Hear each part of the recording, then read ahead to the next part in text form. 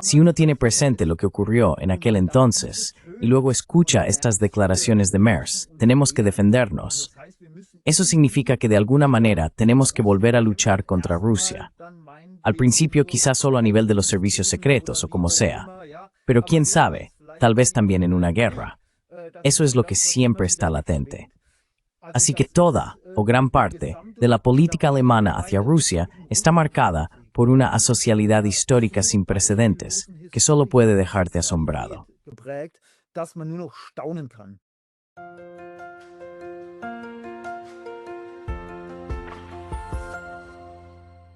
Hallo zusammen. Pascal hier von Neutrality Studies. Hola a todos, soy Pascal de Neutrality Studies y hoy tengo conmigo al sociólogo y periodista Markus Klöckner. El señor Klöckner es uno de los autores más trabajadores y críticos de Alemania, con muchos libros sobre la actualidad, el periodismo y cuestiones sociopolíticas. Solo en 2024 y 2025 ha escrito 2 libros importantes sobre el militarismo en Alemania. Ambos me parecen muy relevantes. El año pasado se publicó Preparados para la guerra, la movilización de Alemania en el frente interno. Y este año, junto con el historiador estadounidense Mark Trachtenberg, escribió la obra Crónica de una guerra anunciada, Ucrania y el fracaso de la diplomacia. Sobre ambos temas queremos hablar hoy. Así que, estimado señor Klöckner, bienvenido. Hola, le saludo. Meine Grüße zurück und fangen wir doch gleich. Mis saludos de vuelta, y empecemos directamente, quizá con la crónica que usted ha escrito ahora, y en la que usted, junto con el señor Trachtenberg, muestra muy bien lo que realmente ha sucedido. Él escribe la primera parte sobre las promesas que se hicieron y luego no se cumplieron, y usted la segunda parte sobre lo que fue ocurriendo poco a poco y dónde estaremos en 2025. ¿Podría decirnos por qué quiso escribir este libro y qué es lo importante de esta crónica? ¿Y a qué guerra anunciada se refiere? ¿Habla solo de la guerra de Ucrania o piensa en algo más que podría venir? Oder denken Sie an mehr, was noch kommen könnte? Por supuesto, el título puede entenderse de manera ambigua. Para mí era importante simplemente dejar constancia de lo que está ocurriendo aquí en este momento. Estamos presenciando un militarismo, estamos presenciando un belicismo increíble en la política, pero también en los medios de comunicación. Y esta política es de gran alcance, muy amplia. Es decir, no se trata solo de una política limitada a un conflicto o guerra regional, sino de una política que va mucho más allá, que es global y que en última instancia nos afecta a todos. Y para mí era una preocupación y algo importante dejar constancia, documentar lo que está ocurriendo aquí en detalle, es decir, proceder cronológicamente, comenzando con la guerra, precisamente con el inicio de la guerra, la entrada oficial de Rusia, por así decirlo, en Ucrania.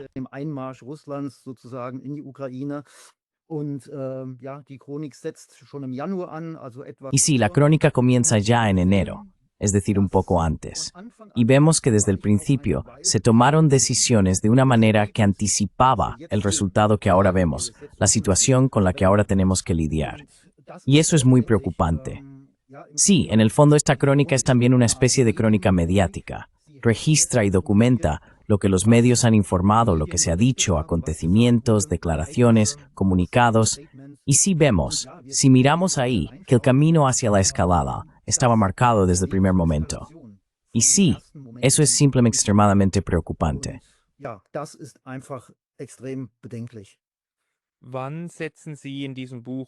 ¿En qué momento sitúan usted y el señor Trachtenberg el inicio de esta escalada en el libro?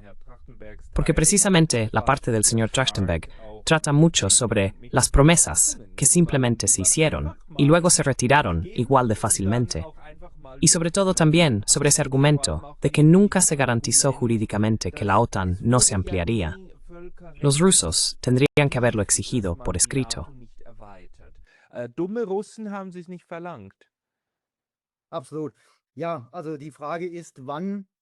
Absolutamente. Sí, la cuestión es, ¿cuándo se quiere situar el inicio de la guerra? Y creo que precisamente en este conflicto y en esta guerra es enormemente importante ampliar la perspectiva y retroceder más allá de la propia invasión rusa de Ucrania el 24 de febrero de 2022.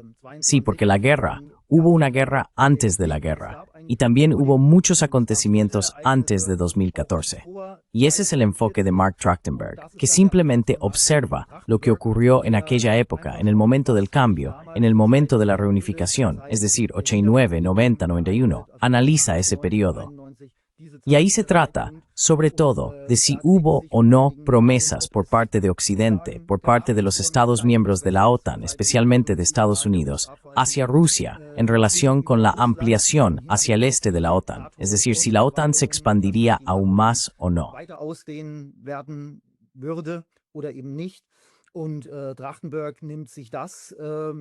Y Trachtenberg se lo toma muy en serio, examina detenidamente lo que ocurrió en aquel entonces. Y eso es muy interesante. Ha desenterrado un protocolo de Dietrich Genscher, de una reunión en aquel momento con James Baker, el entonces secretario de Estado de Estados Unidos. Y ahí queda muy claro, por la forma en que Genscher lo formula, que en el trasfondo debieron de haberse hecho promesas y que la comprensión general respecto a una ampliación hacia el este de la OTAN debía de ser, en esencia, que estaba claro que eso no ocurriría. Al menos, esas son las conclusiones que se pueden extraer de los documentos y declaraciones citados.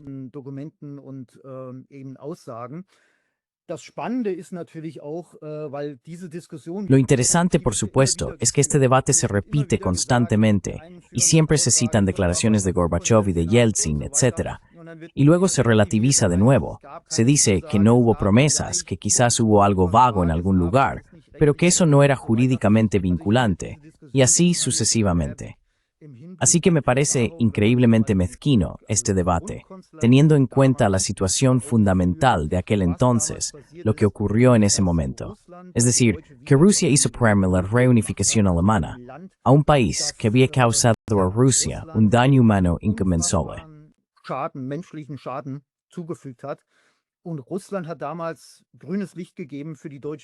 Y Rusia dio en su momento luz verde a la reunificación alemana. E incluso, si partimos de la suposición, bajo la premisa de que no hubo compromisos firmes, incluso si se aceptara eso, cualquiera puede entender que para Rusia era lógico no querer tener estados de la OTAN justo en su frontera, igual que a Estados Unidos no le gustaría tener a Rusia en México o Canadá. Es decir, ya solo a nivel, digamos, de decencia política, y sí, de un acuerdo de caballeros, habría que suponer, o se debe suponer, que esa ampliación hacia el este de la OTAN no debería haberse producido.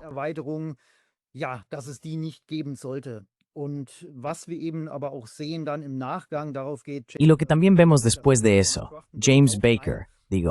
Mark Trachtenberg, también citas de Baker del 97, y así sucesivamente, donde se relativizan declaraciones propias, donde diversos actores, simplemente también analistas, lo observan y dicen sí, no se puede entender así.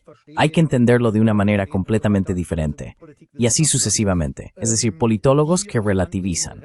Y si uno se da cuenta de esto, también queda claro que vemos una y otra vez en la política occidental. Es decir, una política de doble discurso. Una palabra y una promesa, o el curso de la decencia política, simplemente no respetarse. Der Fluss des politischen Anstands, der scheint einfach nicht gewahrt zu sein. Alles ist reine Masse in den Händen der Macht. Todo es pura materia en manos del poder. Las palabras se convierten simplemente en cera en manos de los poderosos. No tienen ningún significado. Hoy significan una cosa y mañana otra. Y sí, esa es la situación fundamental con la que estamos tratando.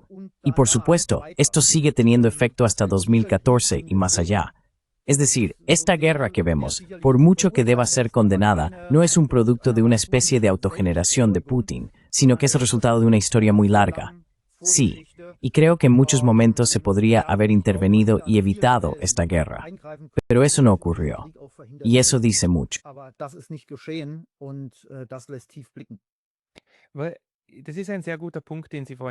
Ese es un punto muy bueno que usted también ha planteado aquí antes, y en el que yo no había pensado de esa manera, que toda la historia con Rusia tiene algo profundamente desagradecido, especialmente desde Alemania, porque para la reunificación también se necesitaba la firma de la Unión Soviética. Y eso se consiguió, es decir, el Tratado 2+4, ahí se obtuvo la firma soviética, y los soldados soviéticos tuvieron que retirarse, y se retiraron, y eso lo permitió la Unión Soviética, Mikhail Gorbachev, lo permitió Rusia. Ahora mismo circulan por todas partes tweets diciendo algo así como: los rusos vienen, mañana estarán en Berlín. Ya estuvieron aquí. Ni siquiera tendrían que haberse ido, pero lo hicieron. Y eso hoy en día, en el debate, ya ni siquiera está presente, ¿verdad? Das ist gar nicht mehr präsent, oder? Absolutamente. Sí, eso es fundamental.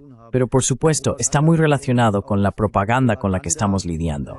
La propaganda oculta, la propaganda socava la realidad y la verdad y solo extrae los fragmentos que le son útiles. Y estamos enfrentándonos a un nivel enormemente alto de propaganda en los medios. Lo vemos cada día. Vemos cómo se pretende llevar a cabo una especie de reprogramación. Es decir, los ciudadanos deben tener miedo del ruso malvado y se está construyendo de manera masiva la imagen de Rusia como enemigo. Sin embargo, si cada persona realmente solo puedo apelar a la razón, simplemente usar la razón, reflexionar, sumar 1 más 1, sin calculadora, no puede ser tan difícil. Y realmente cuestionar y poner en perspectiva lo que dicen los medios.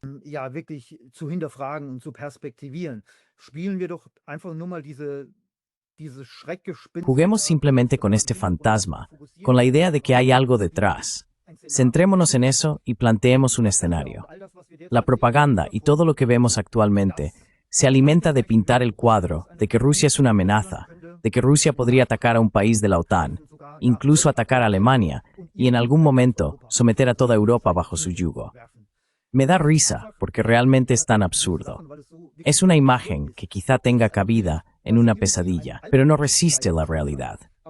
Vemos a Rusia, un país con 140 millones de habitantes. Solo la Wetzlar Airways tiene aproximadamente 450 millones de habitantes. Supongamos simplemente que Rusia diera ese paso, que atacara a un país de la OTAN. ¿Cómo debería suceder eso? Wie sollte das geschehen?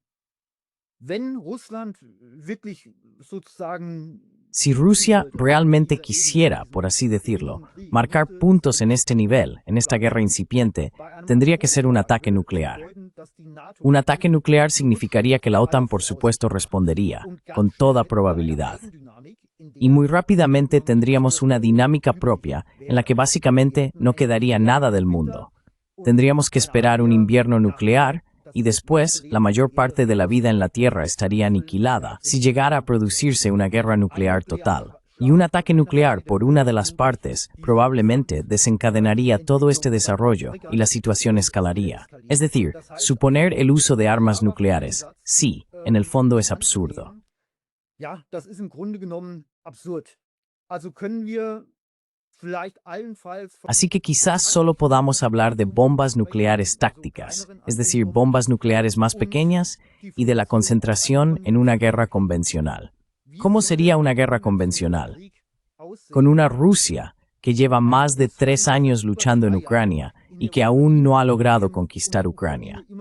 E incluso si partimos de la base, con lo que estoy de acuerdo, de que Rusia actúa de alguna manera con el freno de mano puesto, es decir, que no está desplegando toda su fuerza en el campo de batalla.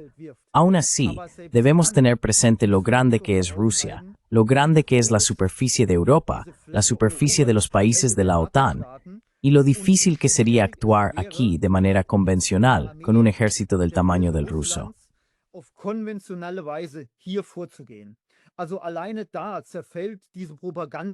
Así que, solo con eso, esta propaganda con la que nos molestan día tras día, ya se desmorona en polvo.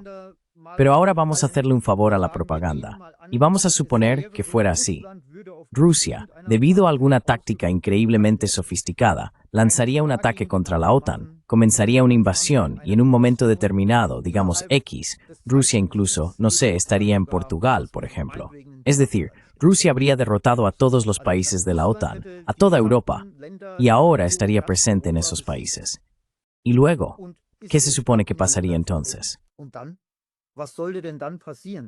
danach würde der Krieg nach dem Krieg kommen. Also Después dort vendría la guerra después de la guerra. Así que una vez más, estamos hablando de solo 140 millones de rusos frente a 450 millones de europeos, es decir, ciudadanos de la Unión Europea, con más de 40 idiomas, con muchísimas mentalidades, y así sucesivamente. Así que solo desde el punto de vista administrativo, someter completamente a Europa. Bueno, sí, no importa en qué dirección piensen, Rusia es un país que tiene muchos y grandes problemas propios. Creo que Rusia está muy contenta de no tener que cargar con esta Europa. Pero estas reflexiones nunca las encontrará entre aquellos que agitan, incitan y promueven la guerra. Kriegstreiberei betreiben. Auch praktisch gesehen, also es geht meines Erachtens También desde un punto de vista práctico. En mi opinión, solo hay un país que haya logrado conquistar el continente europeo y someterlo a su yugo, y son los Estados Unidos. Y no lo han hecho con armas, sino con ONG, con propaganda y con años de adoctrinamiento transatlántico. Es decir, nunca se ha llegado tan lejos con la fuerza de las armas. Pero ahora estamos viendo los excesos de esta sumisión a los Estados Unidos, y son excesos extraños. Así que ahora estamos en una situación en la que Alemania, Polonia, Francia, en menor medida, pero sobre todo Alemania y Polonia, quieren actuar de forma aún más dramática. Y especialmente los pequeños estados bálticos quieren actuar mucho más duro contra Rusia que el gran papá. viel härter gegen Russland vorgehen, als das der große Daddy, die USA eigentlich wollen. Und die USA jetzt En realidad, Estados Unidos quiere, y ahora está buscando una manera de poder convivir con Rusia a pesar de los conflictos. Y precisamente del canciller alemán viene en este momento lo contrario. Hace poco, ayer o anteayer, volvió a declarar que Alemania ya está en guerra con Rusia, que Alemania ya está siendo atacada, que Alemania es objetivo de ciberataques y ataques de propaganda. Es decir, ya estamos en guerra, dice él. Esta escalada mental y belicista está llegando ahora a su punto máximo, ¿no? Im Moment, die wird auf die Spitze getrieben, oder? Absolut. Ich habe mir dieses Zitat, das Sie ansprechen, ich denke, es ist das Zitat. Absolutamente. Habe ich mir sogar rausgesucht. Ich He lese buscado kurz esta mal cita vor, que usted menciona. Creo que es la cita a la que se refiere. La voy a leer ahora mismo. Schauen wir mal, Un momento, la tengo aquí. Vamos a ponerla aquí. waren Bien, veamos. bei Maischberger. Merz fue invitado a Maischberger, el llamado programa de debate político, y entonces dijo lo siguiente en el programa. Nos están espiando. Sufrimos actos de sabotaje y noticias falsas masivas. Rusia nos está atacando. Tenemos que defendernos de ello. Bien, esta declaración, sí, quiero decir, uno tendría que reírse a carcajadas si no fuera tan grave y tan inquietante que aquí el canciller de la República Federal de Alemania realmente se atreva a decir que Rusia nos está atacando. Dreiste zu sagen, Russland greift uns an. Also diese Formulierung greift uns an, die ist natürlich in dem Entonces, esta formulación de nos ataca, en el contexto general, en lo que respecta al gran proyecto político de la capacidad de guerra, debe entenderse casi como un verdadero ataque, un acto bélico. Y todos sabemos que, por supuesto, eso no es así. Él añade, sí, nos ataca a través de actos de sabotaje. Me pregunto si hay algo, aunque sea mínimamente, que sea jurídicamente sólido, alguna prueba que realmente resistiría ante un tribunal objetivo. Vom objektiven Gericht bestehen würden. Also, Sie erinnern sich vielleicht, wann war es denn im Januar? Das war im Februar. Bueno, tal vez lo recuerde cuando fue.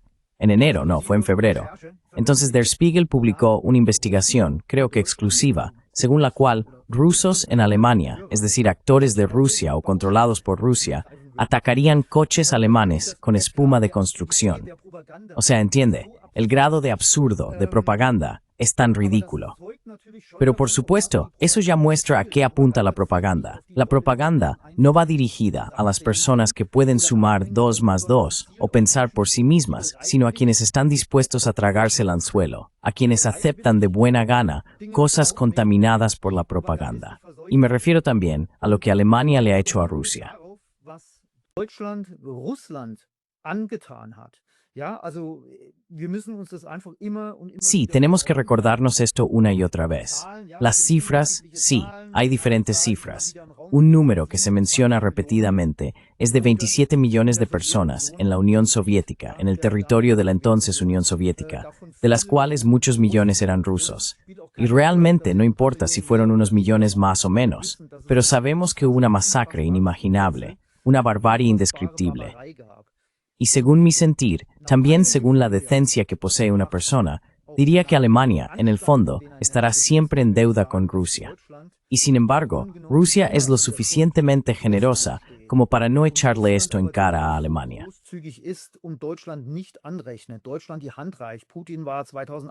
Alemania le tendió la mano.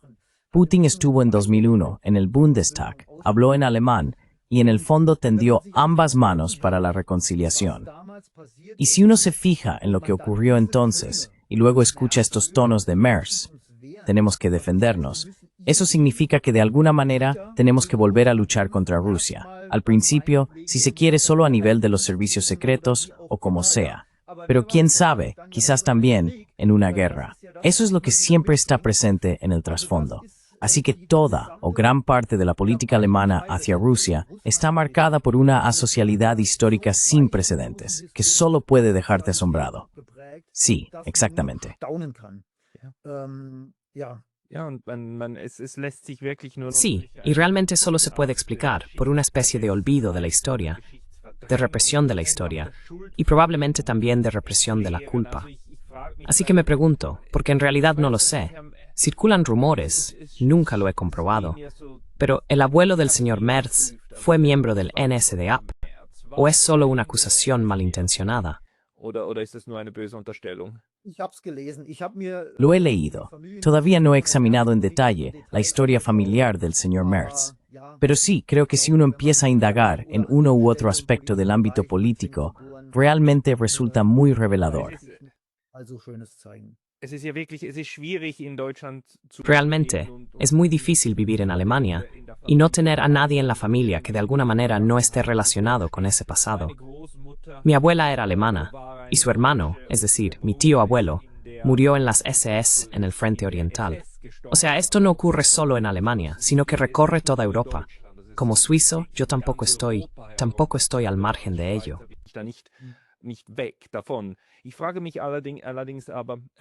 Sin embargo, me pregunto, en este momento recibo constantemente estos mensajes en Twitter, es decir, de su canciller federal, están todo el tiempo en mi feed, y de la CDU también están ahí todo el tiempo.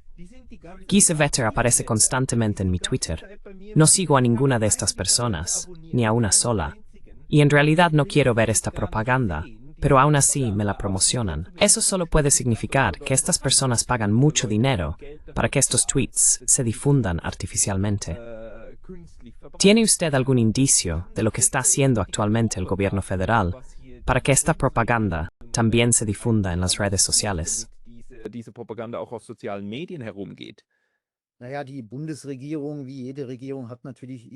Bueno, el gobierno federal, como cualquier gobierno, por supuesto, tiene sus equipos de redes sociales, tiene a sus spin doctors, tiene a sus influencers, y la política, naturalmente, está bien conectada dentro de las redes sociales, dentro de los medios tradicionales, dentro de los medios de Internet, y por supuesto, intentan llevar su agenda y su terrible propaganda a los ciudadanos. La manipulación está a pleno rendimiento. Imagínese una persona, un ciudadano, que nunca se enfrenta a medios alternativos, que solo consume el Tagesschau y el Spiegel. ¿Qué idea de la realidad debe de tener en la cabeza? Y todos lo sabemos, Luhmann ya lo dijo. En general, todo lo que sabemos, lo sabemos a través de los medios.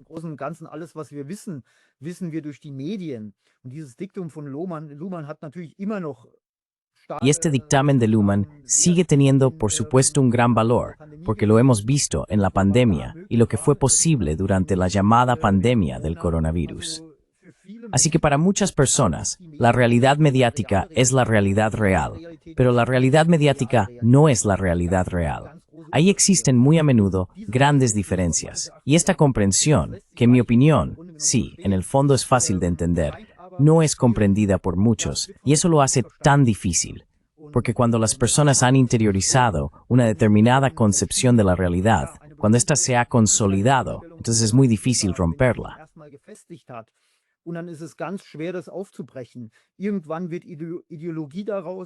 En algún momento se convierte en ideología, y en algún momento, como vemos también en muchos fanáticos convencidos, la ideología está prácticamente fundida en hormigón armado.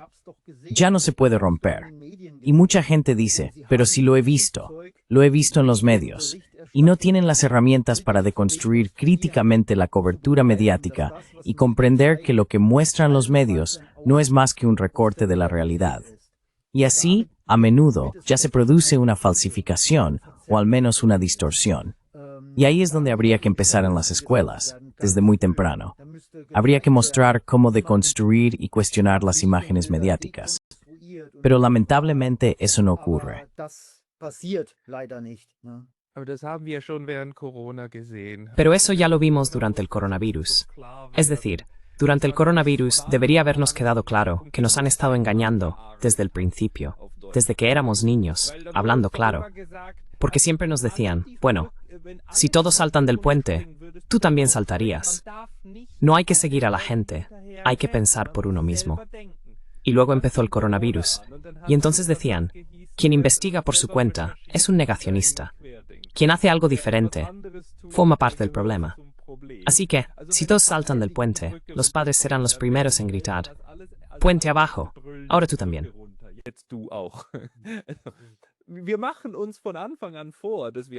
Nos engañamos desde el principio, pensando que somos ilustrados. Pero en realidad, somos unos animales de rebaño increíbles. Absolutamente. En este contexto, en realidad pongo el coronavirus en una serie de adoctrinamientos que ya nos han hecho, usando su palabra, aptos para la guerra.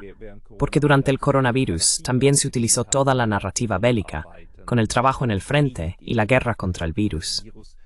¿Ve usted también una relación de sentido en esto?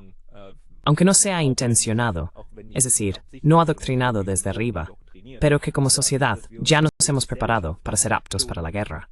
Bereit gemacht haben, kriegstüchtig zu werden. Sí, al menos vemos una dirección básica que se sigue desde hace mucho tiempo, y eso es la activación constante de la imagen del enemigo. Es decir, una y otra vez se construye, se activa, a veces también se reactiva una imagen del enemigo. Sabemos que desde entonces, desde el 11S, con la guerra contra el terrorismo, sí, una guerra que se supone que debe librarse contra el terrorismo. Eso también es algo difícil de comprender, en primer lugar. Terrorismo. Se puede hacer la guerra contra un país, se puede hacer la guerra contra un grupo, por ejemplo, o como sea. Pero contra el terrorismo, sí, eso es difícil de comprender. Das ist schwer zu greifen, aber da haben sich eben die Bilder des Terrors in die Köpfe gebrannt. Pero las imágenes del terror, con las torres gemelas del World Trade Center derrumbándose, se han grabado en la mente de la gente. Y desde entonces vemos este carácter de enemigo en la comunicación pública, y las imágenes del enemigo se sacan ahora del sombrero según lo necesite la política. A veces es Al-Qaeda, Osama Bin Laden, luego es el Estado Islámico, después es un virus que es aún más difícil de captar, que no se puede ver, por así decirlo, y de repente vuelve a ser Rusia. Y así va y viene, y esta fábula de una Rusia que supuestamente nos amenaza con invadirnos se cuenta desde hace más de 70 años, prácticamente desde el final de la Segunda Guerra Mundial.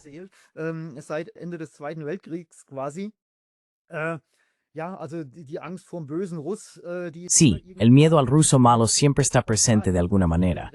Y también aquí ayuda simplemente comparar con la realidad. ¿Quién ha invadido a quién hasta ahora? ¿Ha invadido Rusia Europa 2 veces o ha sido al revés? Solo esta comprobación ya muestra de dónde sopla realmente el viento. Y si realmente solo se puede esperar que los ciudadanos intenten mantener la mente clara, que no se dejen instrumentalizar por una política profundamente sucia, que si sigue así, llevará al país y quizás al continente a la ruina. Por tercera vez y quizás por última vez.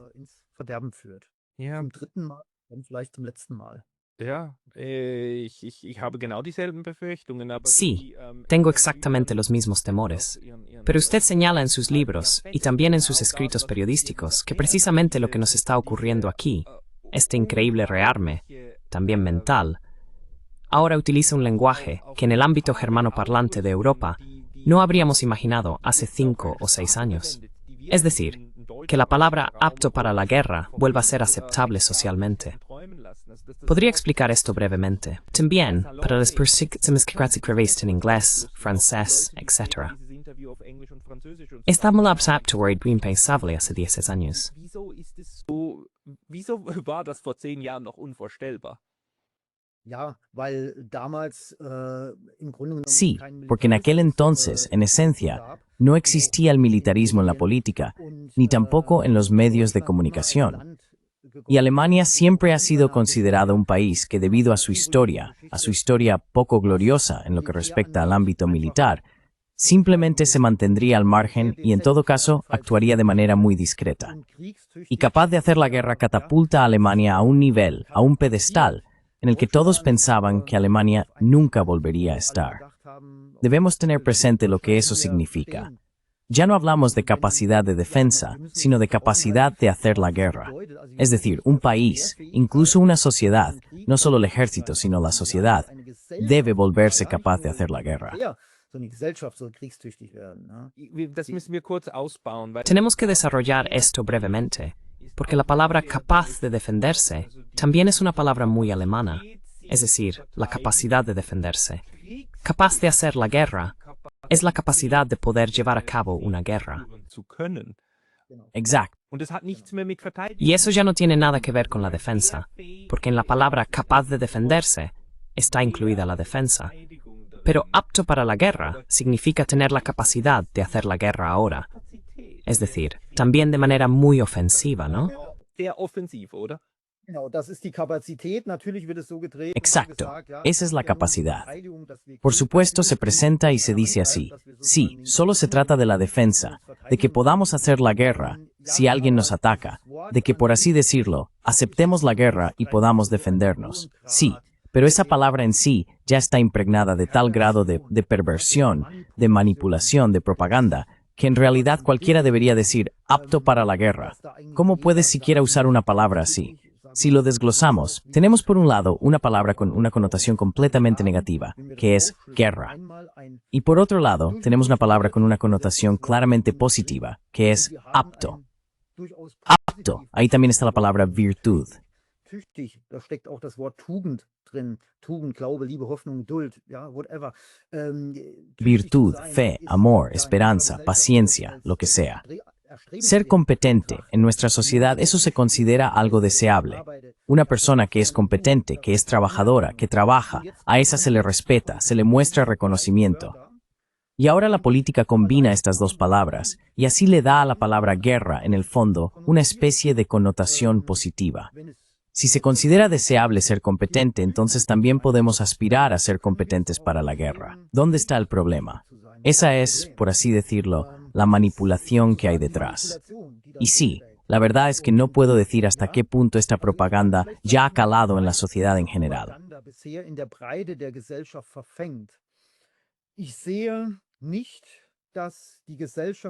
No veo que esto cale en el conjunto de la sociedad, que exista realmente un deseo por este gran proyecto político de la capacidad de guerra.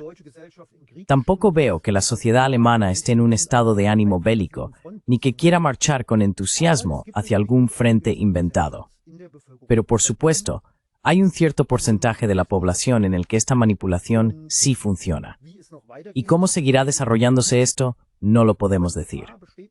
Pero por supuesto, existe el peligro de que esta propaganda cause aún más daño. Y sí, al final, ¿dónde estaremos? Esa es la pregunta. Am Ende, wo werden wir stehen? Das ist die Frage. Wir sehen ja auch, wie im Moment öffentlich También vemos cómo actualmente se hace publicidad pública para dar una imagen positiva de la Bundeswehr y cómo se presenta a la Bundeswehr como un lugar de integración, donde la juventud se reúne y jóvenes hombres y mujeres están juntos y también pueden hacer algo por el país. Y la palabra patriotismo vuelve a aparecer todo el tiempo, como si fuera algo bueno ser patriota. ¿Ve usted aquí también un ataque a la juventud? Hace poco hubo ese terrible historiador que dijo que las madres deberían estar dispuestas de nuevo a sacrificar a sus hijos. ¿Podría explicar brevemente lo que se está difundiendo mediáticamente en este momento? was jetzt da um sich greift medial. Ja, absolut. Wir sehen den Griff nach der Jugend. Und das Sí, ist vielleicht absolutamente. das Schlimmste und Vemos cómo se intenta captar a la juventud. Y eso es quizás lo más vergonzoso y terrible que podemos observar actualmente, que realmente hay un intento masivo por parte del Estado y de sus científicos de legitimación, sus colaboradores, sobre todo del sector mediático, es sencillamente una auténtica barbaridad. En mi libro Aptos para la Guerra, me ocupo intensamente de Remarque, Éric Maria Remarque, y su obra Sin novedad en el frente.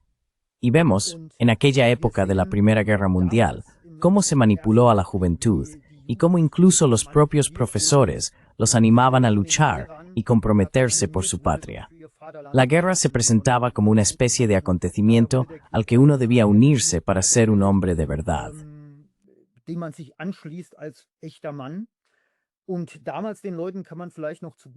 Y en aquel entonces, quizá aún se les pueda conceder a esas personas que realmente no sabían lo que hacían. Pero hoy, después de todas las experiencias que hemos tenido, después de toda la magnífica literatura, de verdad, solo puedo recomendar a todo el mundo que vuelva a leer Sin novedad en el frente, una novela brillante. Después de todo lo que sabemos por el movimiento pacifista, por la literatura y el cine antibélico, y así sucesivamente, por canciones, muchas canciones, debería ser algo completamente natural que cuando un Estado se atreve a echar mano de la juventud con fines militares, todos los adultos que tengan al menos una chispa de sentido común y decencia se planten y digan, basta, conmigo no.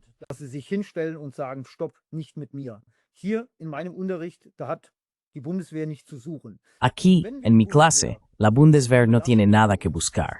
Y si dejamos entrar a la Bundeswehr en la escuela y en el aula, entonces también tenemos aquí a personas que pueden deconstruir la propaganda. Y lamentablemente, de verdad lamentablemente, vemos que muchos profesores también lo enseñan, aparentemente en colaboración con la política y abriendo las puertas a la propaganda masiva. Y entonces tenemos la situación de que los llamados oficiales de juventud van a las escuelas.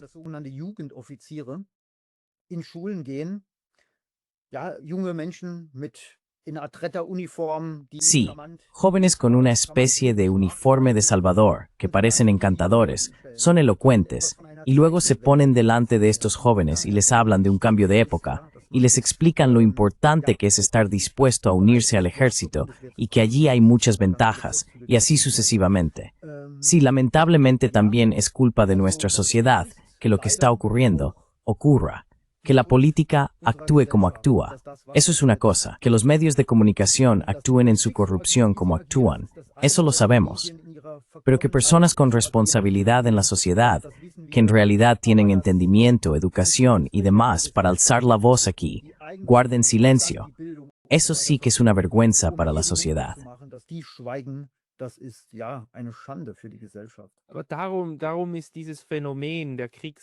Pero por eso este fenómeno del belicismo, no del belicismo, del entusiasmo por la guerra. Creo que aún no hemos llegado al entusiasmo por la guerra. En cuanto lleguemos a ese punto, realmente será el final.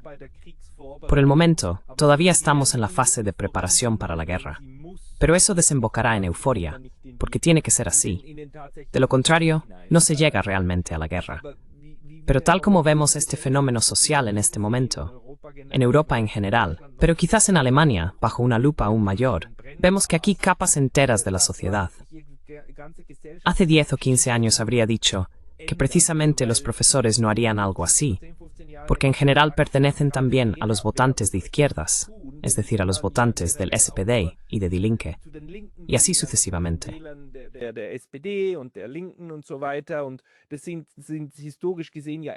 Y históricamente, esas fuerzas han sido más bien fuerzas antibélicas.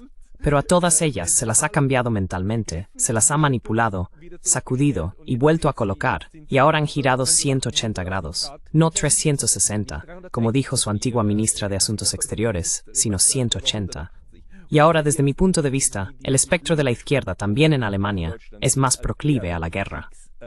¿Puede explicarse cómo ha sucedido esto?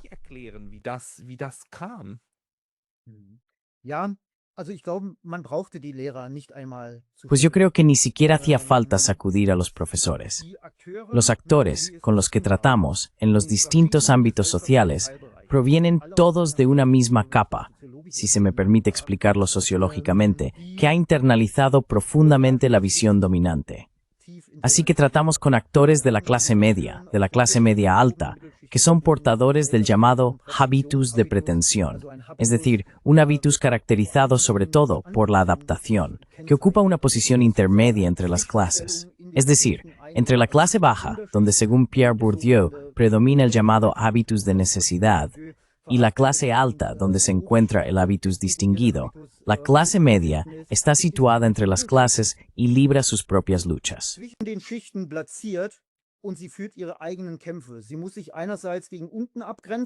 Por un lado, debe diferenciarse hacia abajo, lo que a menudo ocurre a través de una especie de racismo o clasismo hacia los de abajo. Y por otro lado, debe intentar inclinarse ante los de arriba, porque quiere lograr el ascenso a toda costa.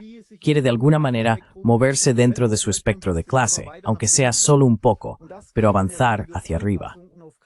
Y eso normalmente se consigue mediante la adaptación y en ningún caso mediante la oposición. Es decir, esta capa, estos actores, han interiorizado fuertemente la ortodoxia, una visión del mundo ortodoxa, por así decirlo. Y también son muy flexibles en la adaptación de su perspectiva, es decir, se orientan, como dijo Bourdieu tan acertadamente, como limaduras de metal ante un imán.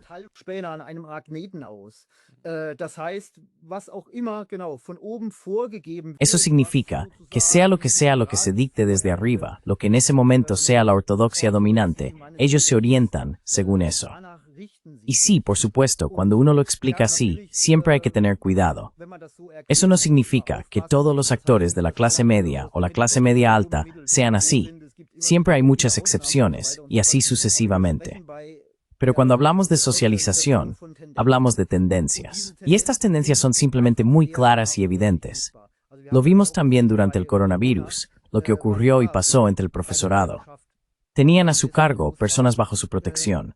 Su tarea habría sido proteger realmente a los niños, en un sentido auténtico, crítico y reflexivo.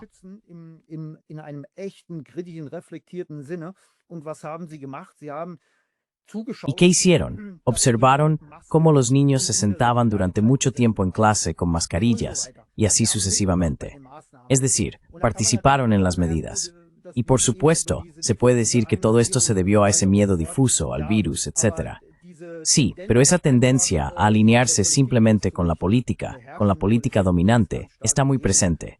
Y si la política predominante cambia radicalmente en un año, y de ello surgen ventajas, entonces seguirán esa política. Así que sí, lamentablemente, en general, tratamos con muchas criaturas sin columna vertebral. Esa es mi impresión.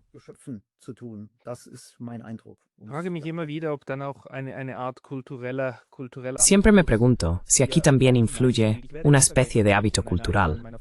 Nunca olvidaré cuando estaba en mi universidad anterior y la universidad empezó a ofrecer vacunas en el campus.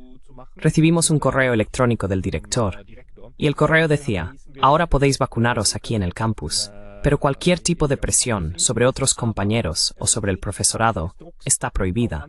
Nadie será siquiera animado a vacunarse. Es una decisión personal y cada uno la toma por sí mismo. No se permite ejercer presión.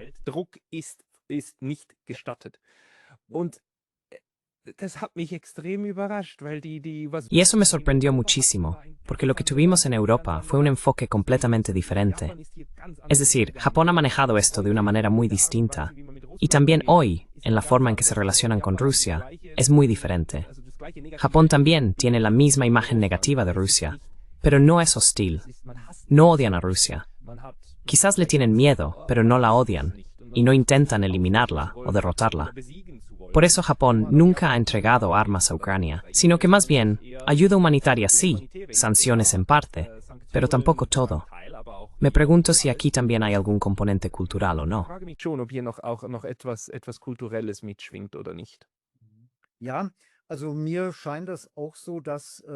A mí también me parece que en muchos comportamientos, también en muchas declaraciones y posturas, hay un odio latente. Es decir, hay algo dentro de las personas que es peligroso y que en mi opinión también es una raíz del fascismo, lo que condiciona lo fascistoide en una sociedad. Y vemos lo que ocurre cuando diversos actores de repente obtienen poder, cómo actúan. Vemos a la vendedora que parece inofensiva en la tienda, que durante la época del coronavirus fue investida de poder por su jefe, quien le dijo, ahora tienes que alzar la voz contra la gente que entra aquí sin mascarilla. Machst jetzt aber deinen Mund auf gegen die Leute, die hier ohne Masken reinkommen. Ja, zeig denen ruhig mal, dass es so nicht geht. Und wie sich die Leute Muéstrales tranquilamente que así no funciona. Y cómo de repente la gente ha cambiado. O sea, sí, en los niveles más bajos, en los planos más sencillos, donde lo vemos. Y eso es extremadamente peligroso. Y cuanto más profundamente está arraigado y cuanto más fuertes son estos comportamientos en personas que ocupan altos cargos, más peligroso se vuelve todo. Y sí, también cuando escucho una declaración como la de Kiesewetter, tenemos que llevar la guerra a Rusia. Sí, eso es SQMPI. Sí, ahí también hay una violencia propia detrás. Así lo entiendo yo. Y sí, eso es extremadamente peligroso. Y lamentablemente vemos, de esto no hemos hablado mucho hasta ahora, pero creo que también es muy importante, que las fuerzas democráticas y la democracia son extremadamente débiles. Eso significa que en realidad debería haber una reacción desde la base, es decir, de aquello que constituye a cada estado, es decir, su población, sus ciudadanos, debería haber protesta. Debería haber ciudadanos que salgan a la calle y hagan uso de su derecho de manifestación en el mejor sentido de la Constitución.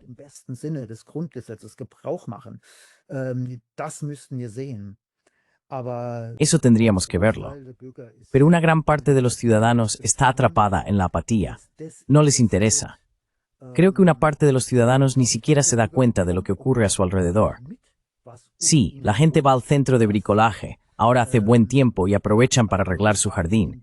Para eso sí hay tiempo. Pero para ir una hora a una manifestación por la paz, para eso no hay tiempo. No se quiere, o lo que sea. Y creo que eso, por supuesto, lo pone muy fácil a los que están en el poder.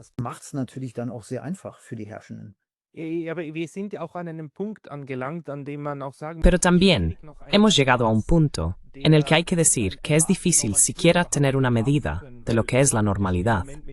Porque en este momento estamos enfrentando un genocidio que está ocurriendo en Gaza. Acabamos de tener una guerra de agresión contra Irán, que también fue presentada como algo normal. Y en general, tenemos un debate sobre cómo llevar la guerra a Rusia, no sobre cómo devolver la paz a Europa. Y esto lleva ya tantos años ocurriendo que probablemente para el ciudadano medio sea difícil tener aún una sensación de normalidad.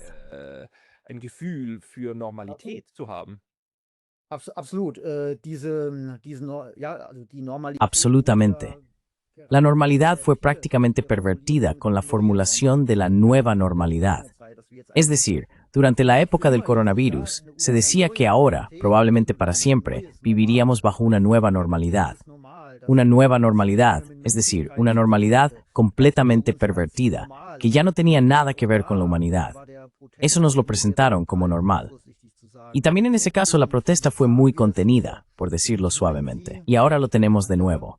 Y quiero decir, usted, yo, muchos otros, hacemos nuestro trabajo, observamos, somos cronistas, somos analistas, comentamos, intentamos, con el mejor conocimiento y conciencia, con nuestros medios, decir lo que es e intentamos señalarlo.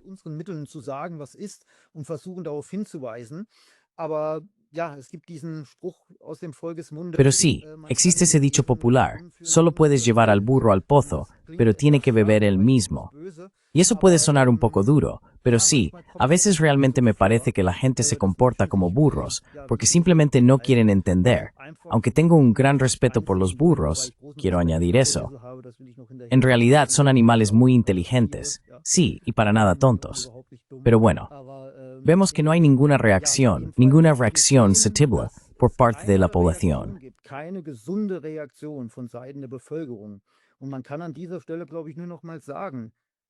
Y creo que en este punto solo se puede volver a decir, cada uno debería tener presente lo que significa este desarrollo. Es decir, que al final puede afectar a cualquiera de nosotros. Vemos en Ucrania lo que significa que un país esté en estado de guerra, cuando ciudadanos son reclutados de la calle en contra de su voluntad, bajo violencia, a veces bajo una violencia masiva, y son arrastrados a coches. En realidad, Lo que vemos es una especie de caza de personas, y la llamada Europa democrática observa. Y uno puede imaginarse muy fácilmente lo que ocurre en otros países cuando hay guerra. In anderen Ländern, wenn Krieg ist. Wir sehen ja auch, wie im Moment diese También vemos cómo en este momento estas tendencias, impulsadas también por la UELE, se están desarrollando. En Rumanía, por ejemplo, simplemente eliminaron a una figura política importante, es decir, la excluyeron de las elecciones para que Rumanía no pudiera desviarse. En este momento, precisamente ahora, en Armenia se está llevando a cabo una purga de la oposición y Kaja Kallas lo apoya. Y también lo vemos en Alemania. Ya hay voces que están en contra. Hay voces políticas. Es gibt ja schon Stimmen, die dagegen sind. Es gibt auch politische Stimmen. Und das Interessante ist, im Ukraine-Krieg... Y lo interesante es, en la guerra de Ucrania, como también en Irán, las voces políticas que estaban en contra de apoyar eso, es decir, de alimentarlo o fomentarlo con armas, son la derecha, o sea, la AfD, y el partido de la izquierda más radical, la alianza de Sarah Wagenknecht. Y ahí ya vemos, eso es algo que está ocurriendo políticamente, pero no es una mayoría. Y sobre todo en este momento, esta minoría también está siendo demonizada. Y actualmente, hay fuerzas en Alemania para simplemente prohibir a la AfD. ¿Podría explicar esto brevemente? Können Sie das noch kurz etwas erläutern? Ja, also ich glaube, was stattfindet, ist eine Art... Sí, bueno, yo creo que lo que está ocurriendo es una especie de saneamiento en diferentes niveles. Es decir, el poder, para decirlo de forma un poco simplificada, está llevando a cabo este saneamiento. Lo vemos también en lo que respecta a la URR y la censura, cómo se actúa contra los medios alternativos, cómo se excluyen cada vez más las voces no deseadas y así sucesivamente.